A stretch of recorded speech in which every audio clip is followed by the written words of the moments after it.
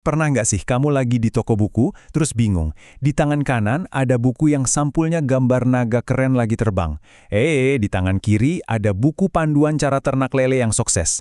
Kelihatannya beda banget kan? Tapi dua-duanya sama-sama buku. Nah, di sini kita bakal kupas tuntas apa sih yang benar-benar bedain mereka. Jadi, naga terbang versus ternak lele. Apa coba bedanya? Yang satu jelas-jelas hayalan, yang satu lagi super praktis buat di dunia nyata.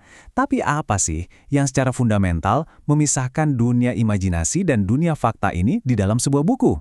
Yuk, kita pecahin bareng-bareng misteri ini. Oke, kita mulai dari perbedaan yang paling-paling dasar. Khayalan melawan kenyataan. Ini nih, titik awalnya. Semua buku itu sumber ceritanya dari mana sih? Apa murni dari kepala penulisnya? Atau dari sesuatu yang beneran terjadi dan bisa kita cek faktanya? Pertama, kita ngomongin fiksi. Fiksi ini, ya isinya 100% imajinasi. Penulisnya itu bebas banget, mau bikin dunia baru, karakter unik, atau kejadian aneh sekalipun.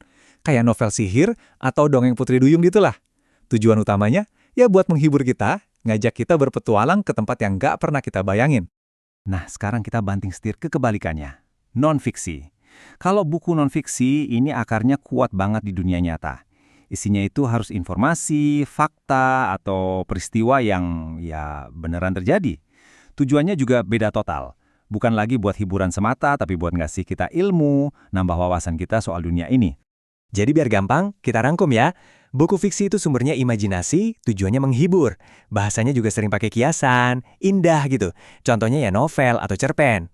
Nah kalau non-fiksi, sumbernya fakta. Tujuannya ngasih informasi. Bahasanya harus lugas, apa adanya. Contohnya, buku pelajaran atau biografi orang terkenal. Jelas banget kan bedanya? Oke, lanjut ke perbedaan kedua yang nggak kalah penting, gaya bahasanya. Bisa dibilang ini pertarungan antara bahasa hati melawan bahasa otak. Cara penulis yang ngobrol sama kita itu benar-benar beda. Coba deh, kamu dengerin kalimat ini. Angin berbisik di telinganya. Secara logika, ya mana mungkin angin punya mulut kan? Nah, inilah hebatnya bahasa fiksi. Kalimat kayak gini tuh dipakai buat bangun suasana, buat kita ikut ngerasain apa yang dirasain tokohnya.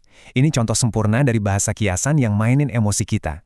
Nah, ini nih kuncinya. Fiksi itu pakai bahasa konotatif. Tujuannya yaitu buat bikin kita baper, buat bangkitin emosi. Sifatnya jadi subjektif banget.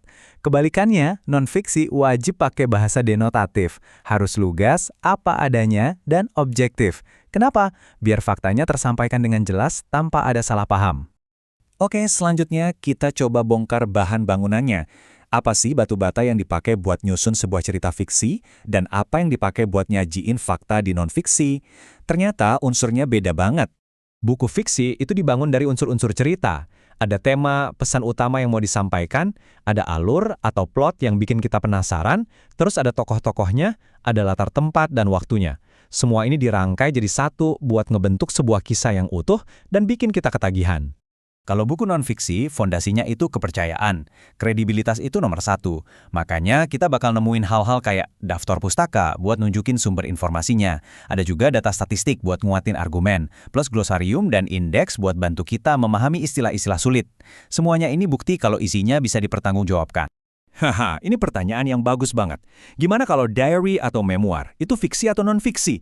Jawabannya, selama yang kamu tulis itu beneran kejadian, berdasarkan ingatan dan sudut pandang kamu, itu masuknya non-fiksi. Kuncinya tetap satu, dasarnya kenyataan atau bukan.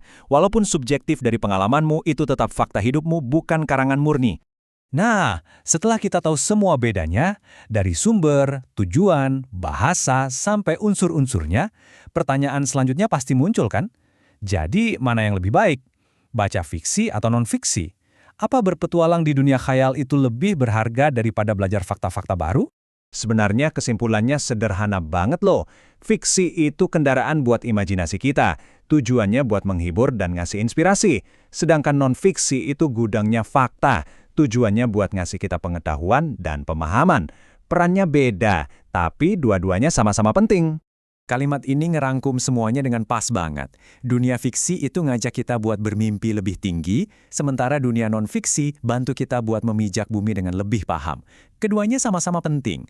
Jadi pertanyaannya bukan lagi mana yang lebih baik, tapi gimana caranya kita bisa menikmati dan mengambil manfaat terbaik dari kedua dunia ini.